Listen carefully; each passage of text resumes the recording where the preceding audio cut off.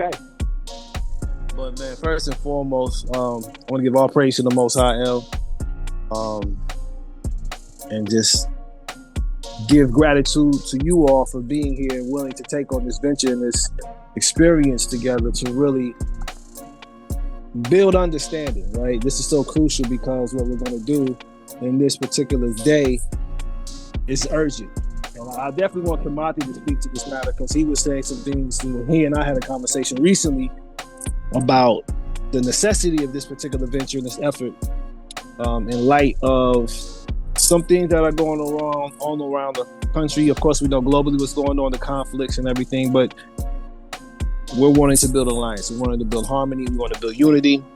We want to make sure that our culture is one that promotes peace, love, unity.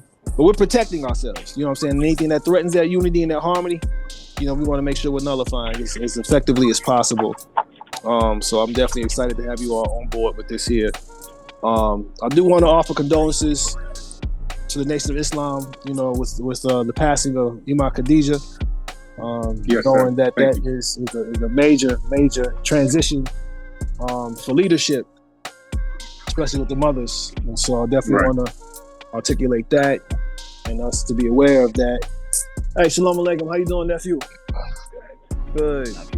And so we can actually, be mindful of that as we proceed as well.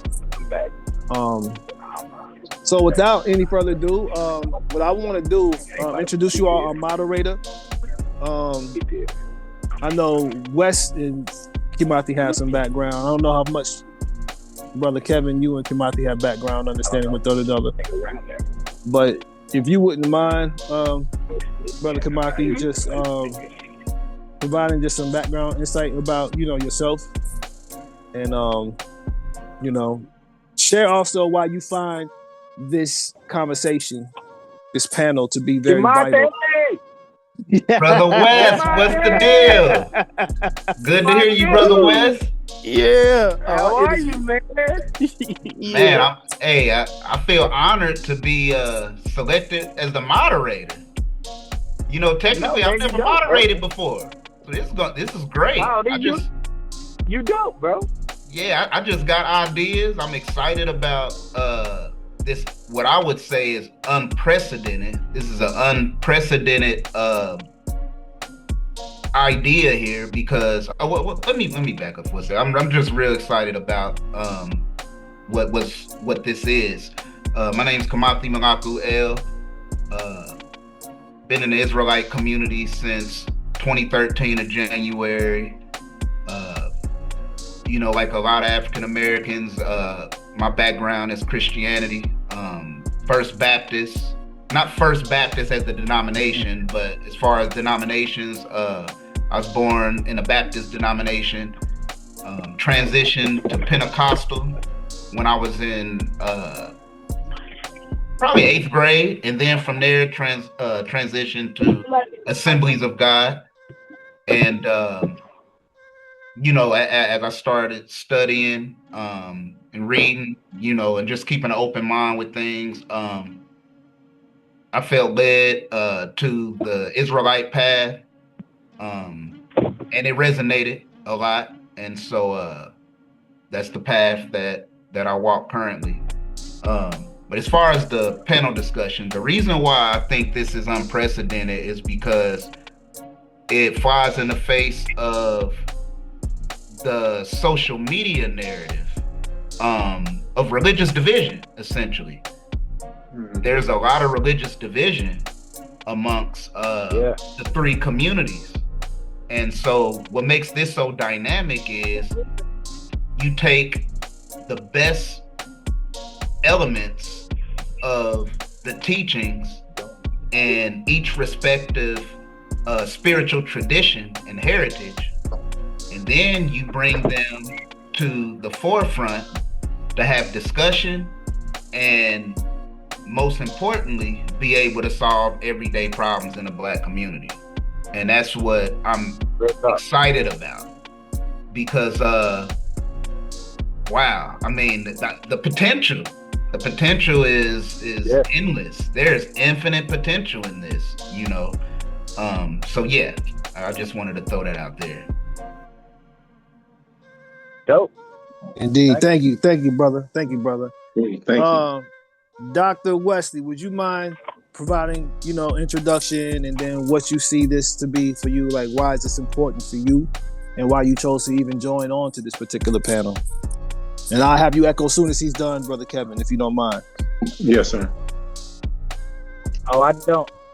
Man, mine's probably not as deep as Kimati. Anything that Miykael is doing, I'm in. So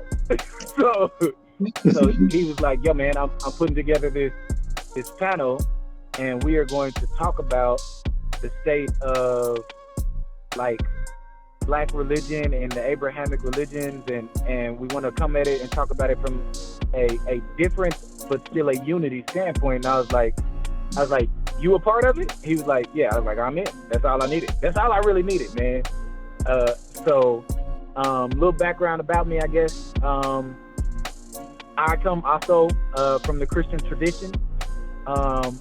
Like many of us and like most of us, around probably I'd say 2015, I began to kind of what they call deconstruct my faith. But I think I did something different than most people, and that I then reconstructed my faith within Christianity, and now have I still find myself within the Christian tradition. The way that I explain it to people is I go, I follow Jesus as a life philosophy. So me and the Christians get along. I wouldn't say I am with them, but we get along quite well. And so I tend to come from a Christian tradition perspective, but tend to offer a more philosophical and epistemological approach to understanding the faith traditions of Christianity and their grounding. And I think that was always intended for us as Black people in how we were supposed to approach that tradition from its very origins. And so that's kind of where I land, and I'm excited to kind of be here because I'm a bit with Kimati. I go, you don't see these conversations happening anywhere. And so this is the first one that I know of.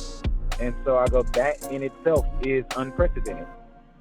Nobody else having these kind of conversations. And so that's how I got here, and that's what I'm excited about. Did I lose everybody? Am I gone? What happened? Nah, you good. You good. No, you good. It's on Brother Kevin.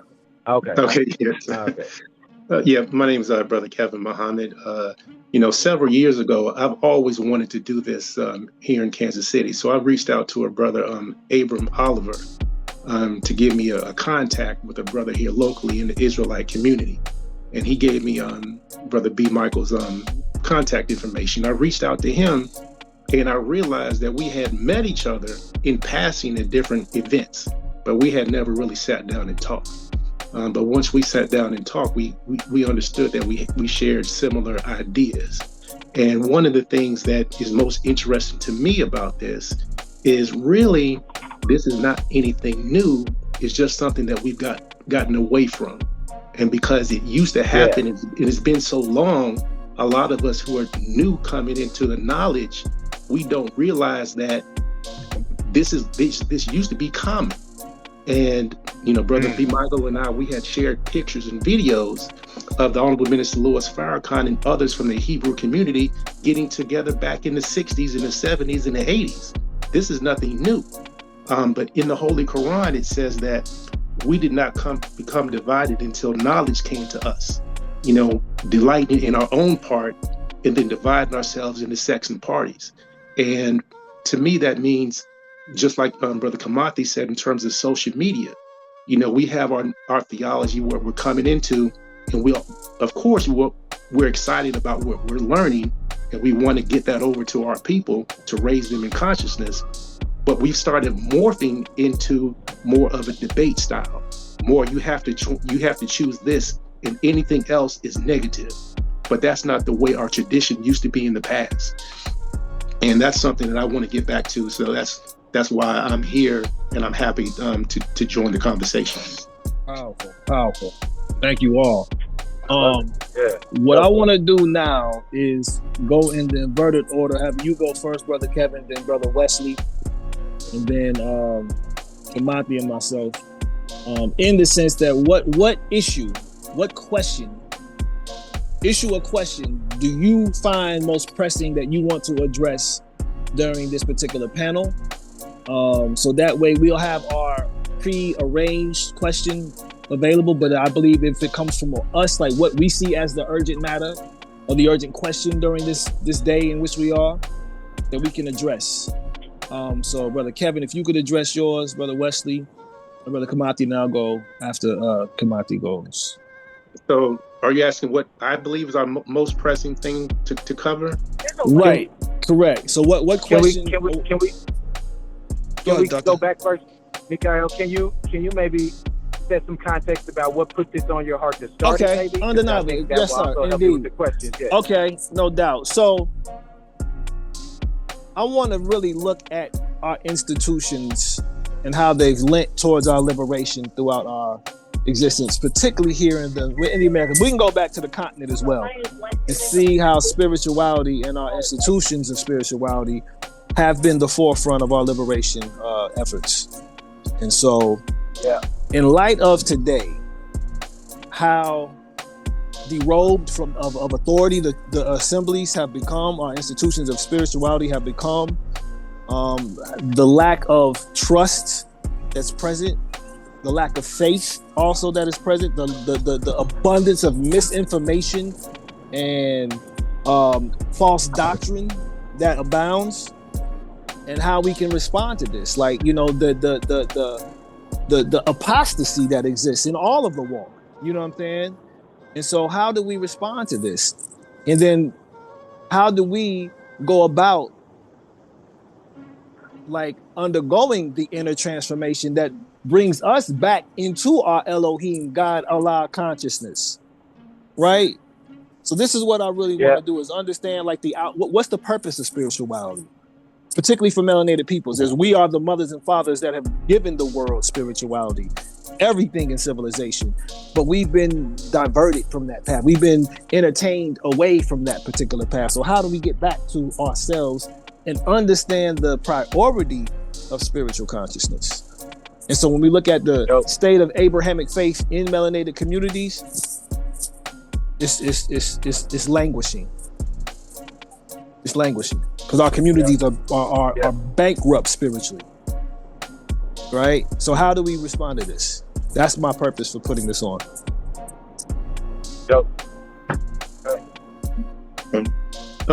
At least one of the things that I would like to get into this discussion about is that our approaching this subject of the Abrahamic traditions is not putting a black face on top of a white theology.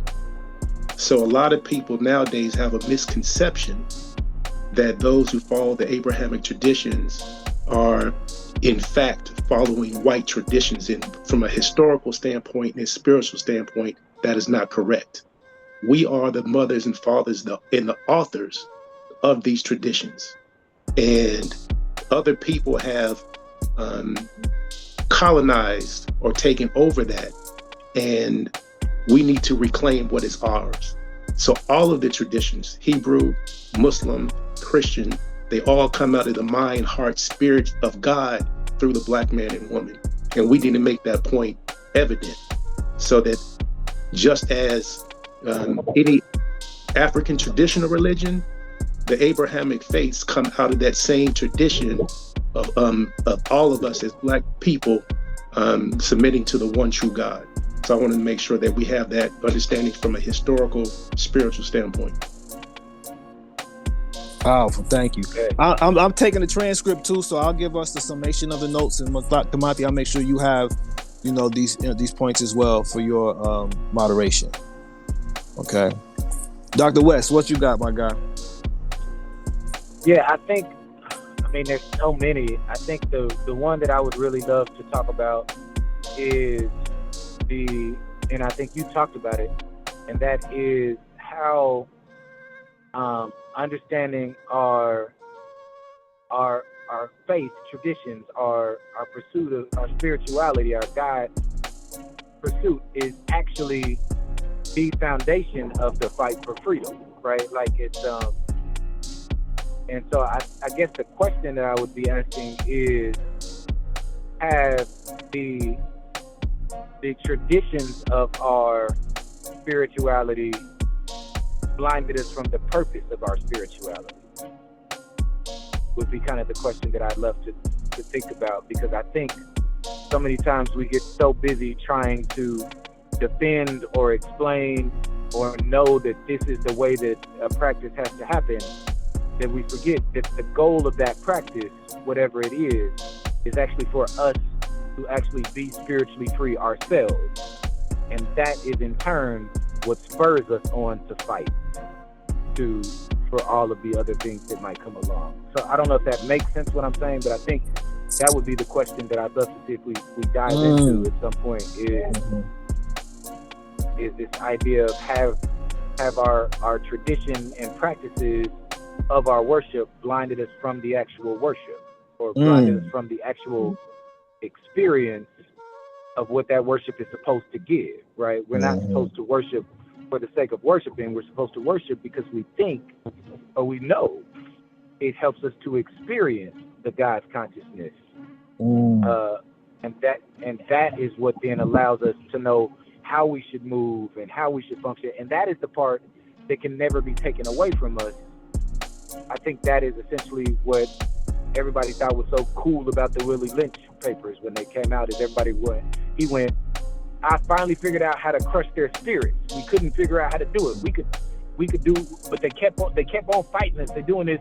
I figured it out. He was wrong, but he thought that that's what he had figured out. But we know that communion with God and the God consciousness is outside of the realm of any kind of oppression. You can't touch it. And that's where, when we have that kind of freedom, that spurs our other freedom on in different ways. So I guess that's what I would try to get, if that makes any sense. No doubt. That's beautiful. That's beautiful. That's powerful. That's noted, indeed. Brother Kamathi. Kane, I wanted to first start off by saying I appreciate Brother Kevin for the reminder that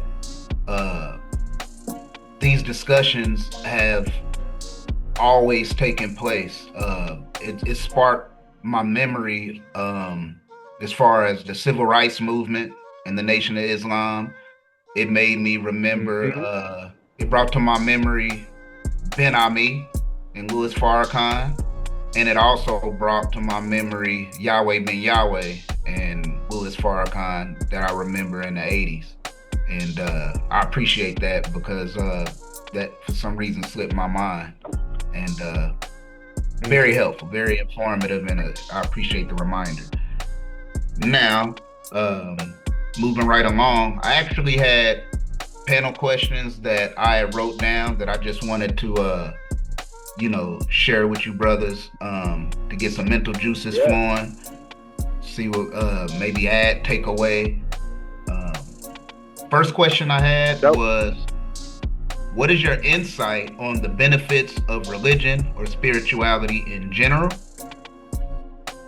Another question was, what do you think are the disadvantages or issues that create barriers to religion and spirituality? Is religion and spirituality still relevant today for interpersonal transformation and solving everyday external problems? And I also had three more individual questions with respect to the three religious communities. One question was for Miykael. From an Israelite perspective, how do you respond to the critique that genocide in ancient Israel and the modern Palestinian conflict are reasons why the Israelite way of life shouldn't be practiced in the Black community? Man. A question for Brother Kevin. Yes, a question for Brother Kevin. From an NOI perspective, how do you respond to the critique of historical and modern day Arab enslavement? Or, I'm sorry, let me read this better. From an NOI perspective, how do you respond to the critique that historical and modern day Arab enslavement are reasons why Islam should not be practiced in the Black community? And lastly, to Brother Wes, from a Christian perspective, how do you respond to the critique that the Inquisition and chattel slavery are reasons why Christianity shouldn't be practiced in the Black community? Those were questions that I had jotted down. Get you brothers' thoughts. That's rich. That's rich.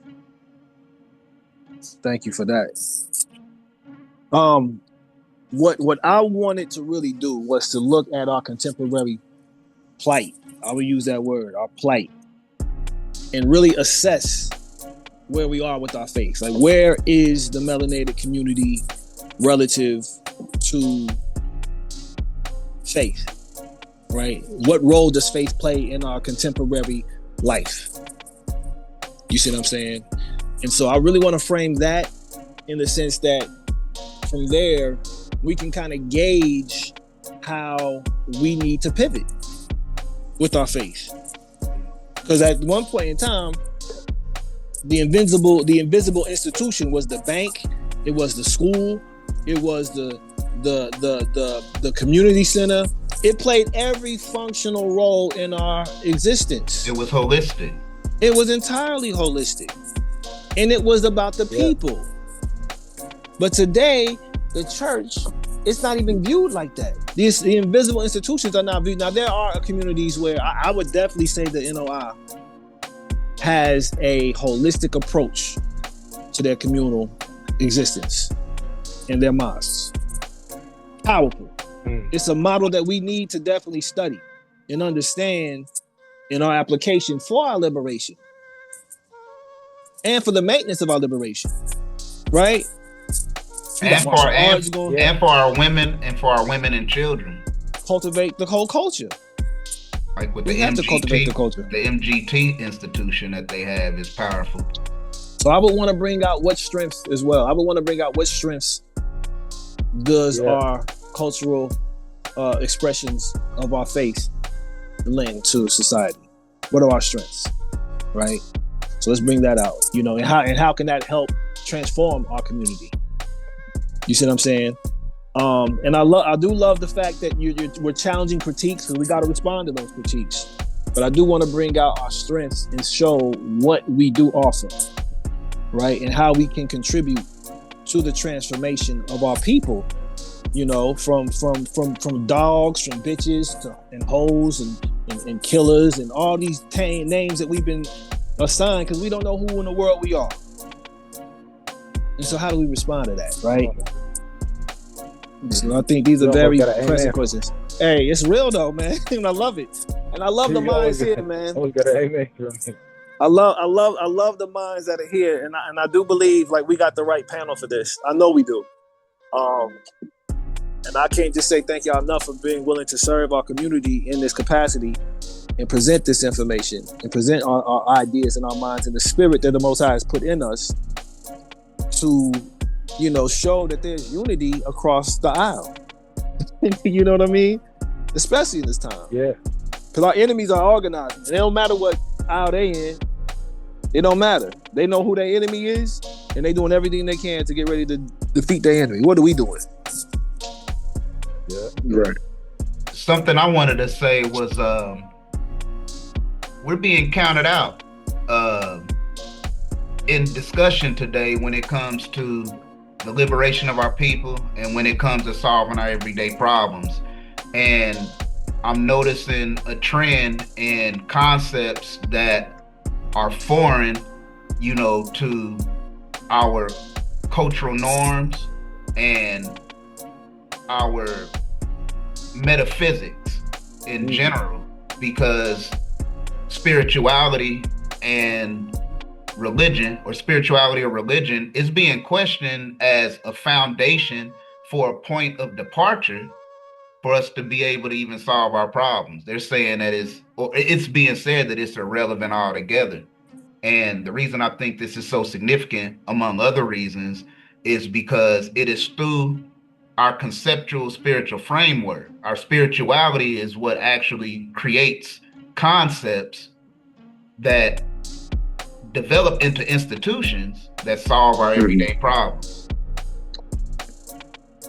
It's popular today for, I was going to quickly add, it's popular today for, us to turn towards European modes of thought.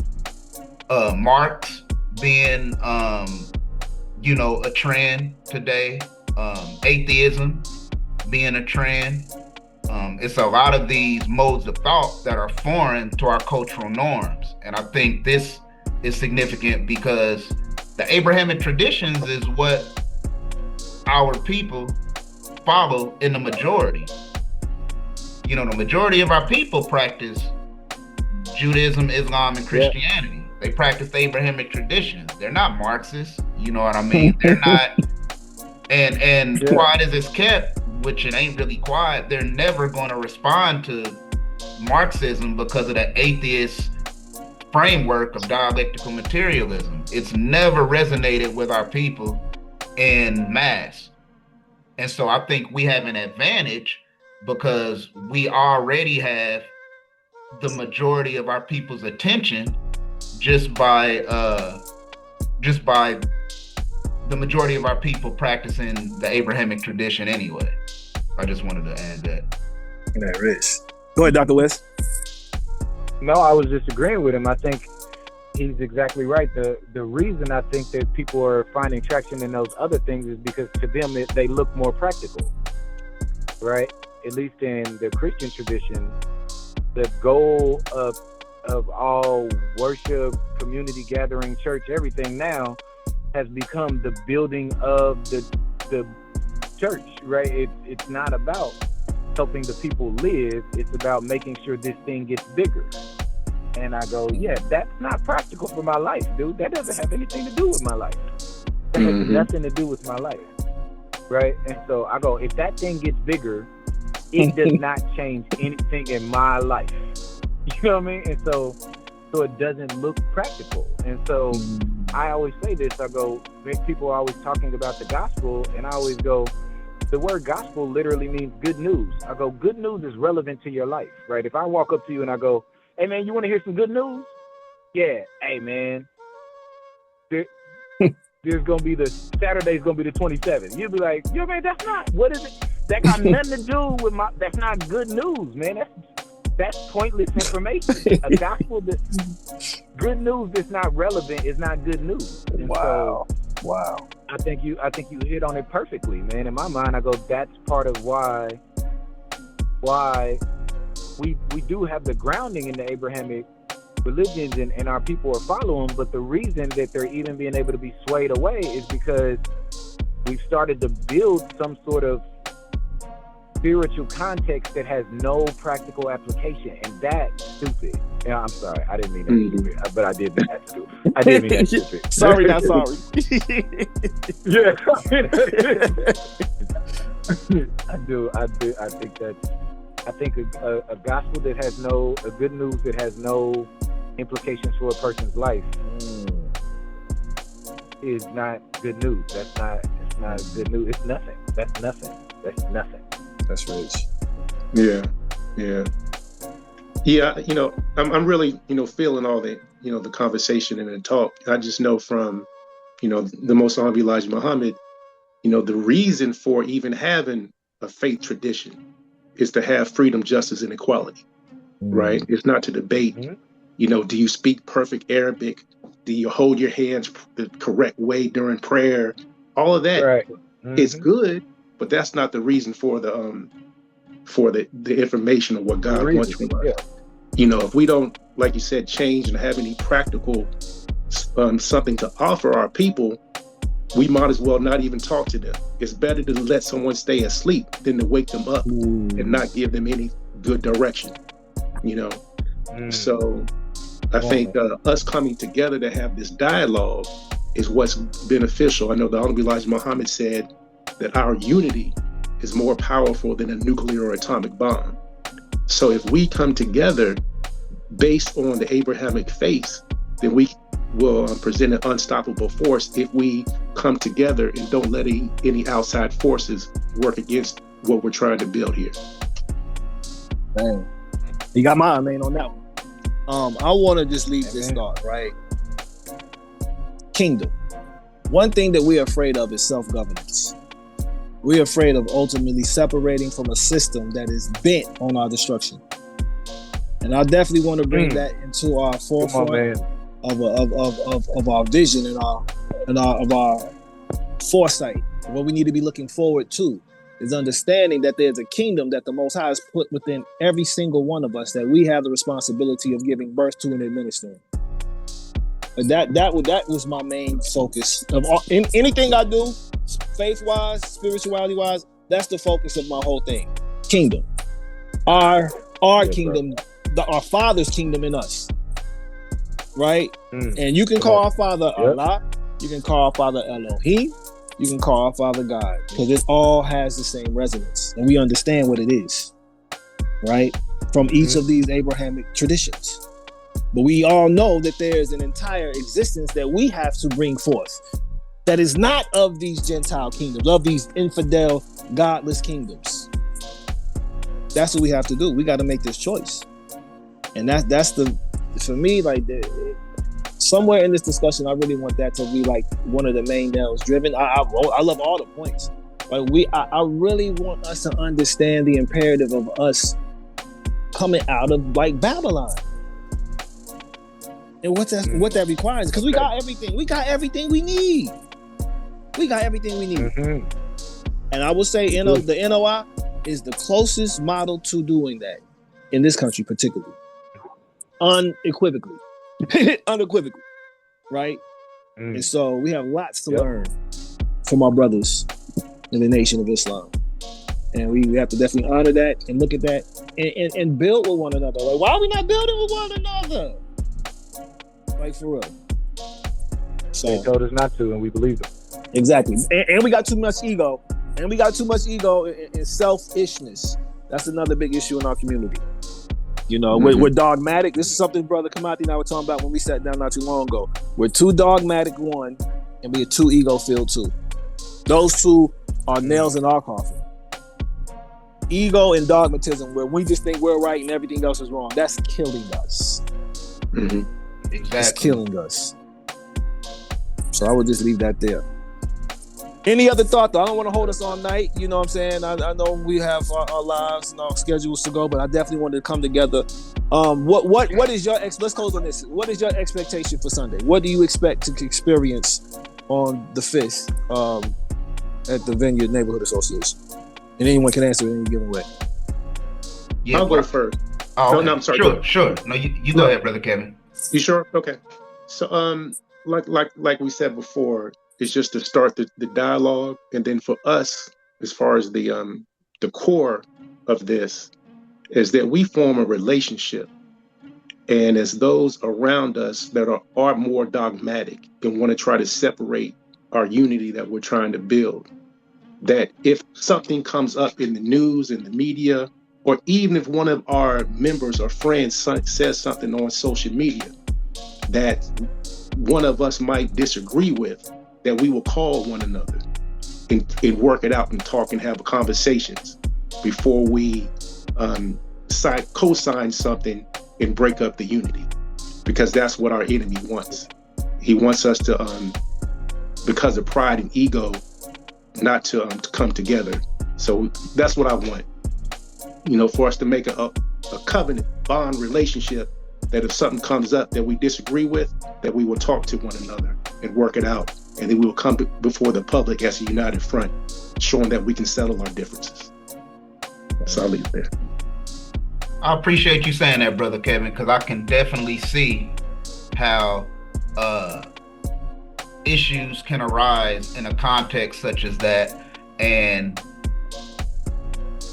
unity is forfeited as a result. In the very same example you gave, something said on social media, more than likely a theological disagreement, and then individuals, kind of jump off the porch with that and forfeit unity as a result, as opposed to making a phone call. I think that's a great practical way to go about, the unity that we plan to cultivate in this experience. So I thank you for that. Thank you, brother. What I want to for me.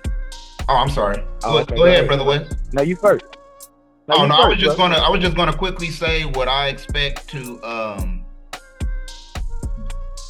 achieve from the panel discussion is a precedent for a theoretical framework for solving our everyday problems. More specifically, in the area of affordable housing and also jobs. I think these are areas that everyday people are concerned about, and no one's looking to the Abrahamic tradition or the Abrahamic traditions for solutions on how we can solve, our racial wealth gap, for example, and food sovereignty, the issue of food. So that's another one that comes to mind as well. How we solve the problem in terms of food sovereignty, agriculture and farming, affordable housing, and to repeat, jobs. So I yield the floor with that. Yeah. I think for me, it's going to sound maybe too esoteric, but I think freedom, right? I think, to me, we just did a think tank on this. I think the best type of freedom is to feel it. And I think that if we truly do believe that our spirituality, our pursuit of it ourselves, if we believe that that is where we find freedom, then I believe that as we share with each other in a public space, people will see that freedom resonate and they'll feel it within themselves. And I think that, to me, that's what drives all the other things. I think the goal of even the things, I love that you brought them up. I think the goal of jobs and of affordable housing is so that people will feel free, right? Not just have the housing, but feel free. Not just have the job, but feel free. Not just have control over our food, but feel free. And I really do think, and I genuinely believe, that just like we believe it comes from the spiritual, I believe the spiritual leads it. And I believe that as we gather together and share our truths, our spirituality, our hearts, that freedom will resonate even in the space of that room, and people will be able to experience the thing that we're trying to bring here to earth. That makes sense. Perfect. I hope it's not too esoteric. No. That's what I think. No, perfect. That's beautiful. That's beautiful. Thank you all again. I have put in the chat a brother that I recently came across. He's actually in Mason, Arizona. He's working on a similar effort. It's called the Black Abrahamic Collective, actually. Okay. And so I'll put the Facebook chat in there. Yes, sir. So it's in the Facebook chat is in there, and then there's a link that he has in there about more information. I actually had a chance to speak with him this past Sunday. And, for me, it's alliance. Allies and alliances. Unity is imperative. And so he's actually going to promote our panel on his platforms as well, being that we're in the same thrust. He has some Muslims he's working with. He has some both NOI and Sunni. He has Christians. He has, of course, Hebrews and Jews, Black Jews. But he also is working with Rastas, right? People forget that the Rasta community is a part of the Abrahamic tradition, right? And so we're looking to really pivot into a more unified front on the Abrahamic traditional faith expressions. And I think this is something that really can turn this world right side up. I really do believe we can. As a matter of fact, we're supposed to. Prophetically speaking, we are supposed to. This is our role. It's to lead the world into a messianic and even a Mahdian, because that's who Mashiach is in the Muslim tradition, a Mahdian consciousness, where we can bring all this into the highest expression of humanity, right? Because as human beings, we're still not reaching our fullest potential. And I've been using this here, like Homo sapien. Like, let's look at this word, right? Homo, human, sapien means wisdom. Wise human. This is who we're supposed to be. And what makes us wise but the traditions of our faith? The wisdom that comes from our faith. The Torah, the Quran, right? The good news, the gospel. These things make us wise. And that's when we typify Homo sapiens. But in becoming Homo sapiens, then we become like Elohim. We become like our Messiah, like our Christ, like our Mahdi. Who's stopping? What dark is there now left in the world? There is no darkness now. That's the first words in all of our traditions. Let there be light, and there was light, and that's what we are supposed to be. And with that, I will definitely, land my plane, and we can definitely transition from here. Hey, bro, can you send the flyer, text the flyer out to the group again? I want to make sure. Yes, sir. That I can share it as broadly as I can too. So. Yes, sir. Yes, sir. I would ask for us to just get into a spirit of prayer, and we can definitely adjourn. Any other comments before we go? Let me make sure the air is clear. Is there anyone that wants to share anything before we transition? I wanted to make a comment. We need to get a representative from the Moreh Science Temple on board as well. Maybe in the future. I would definitely like to see a member of that community represented in this panel discussion. Okay, definitely noted. Okay. Brother Kevin, anything? Dr. Wes, anything? No, I don't have anything. All right. Well, let us get into a spirit of prayer. Our Father, our King, Most High El, we just come before you to give you thanks for all these beautiful minds that you have allowed to come here today. We thank you for the opportunity for us to promote unity, to promote shalom and salam and peace, Abba Yah, to our people, to provide comfort, Abba, to release the captive, to clothe the naked, to feed the hungering, Abba. We just thank you for this opportunity and ask that you use us and send us and to have us speak your words and to have us extend your love and to uplift the downtrodden and to rebuke the oppressor and to cast down the wicked, Abba. We just ask that you just empower us and just use us and help us to remain set apart for you. Help us to take the words of our rabbis and our imams, Abba Yah, and our prophets, and to internalize these words and to become the living word ourselves. You're worthy of all praise. We just ask also for your mercy, that you pardon us for any trespass, any transgression that we have committed against you, so we may stand before you naked and unashamed, to be blameless and pure. For you are worthy of all these praises as we lift all these things up. For your name's sake, Abba. Hallelujah. Alhamdulillah. Amen. Amen. Hey, brethren, thank you all again, man. Amen. This has been powerful. I do want to share this on YouTube, just as a like an appetizer. Do I have you all's consent for that? Yeah, bro. Yes, sir. Yes, you have my consent. Yeah. Hey, this is gonna be heat. And I will send that flyer out. I'll just send it in. I'll create a group chat, and then we'll just go forth from there.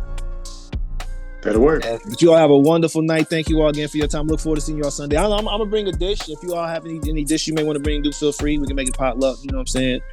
Drink. Anything like that. I'm gonna bring a dish. So even if you go to the store, pick up some veggies, whatever. Are you recording? Are you doing? Oh yeah, it's streaming. It's streaming on on YouTube. It'll be via Zoom. I'll give you the link for Zoom if somebody wants the Zoom link. I'll give you the YouTube link as well, so that you can share that as well. I'll put that on to the chat. I'll just create a chat with all of our names on it. Well, I think we already have that anyway, so I'll just send it there. Would you mind if all of us share? I don't know if all of us, but if you mind if I share it on the Untangled page too? Undeniably. Okay. That'd be so lovely, bro. Yeah. This is, look, there's no copyrights to this. This is all from the Most High. This is all from the Most High. This is freedom. Dope. All right. Yeah. Dope. I'm in it. Hey, I appreciate you all, man. All right. Thank you, brother. No doubt. Thank you all. Have a wonderful night, y'all. All right. Assalamu alaikum. Peace. All right. Shalom, shalom.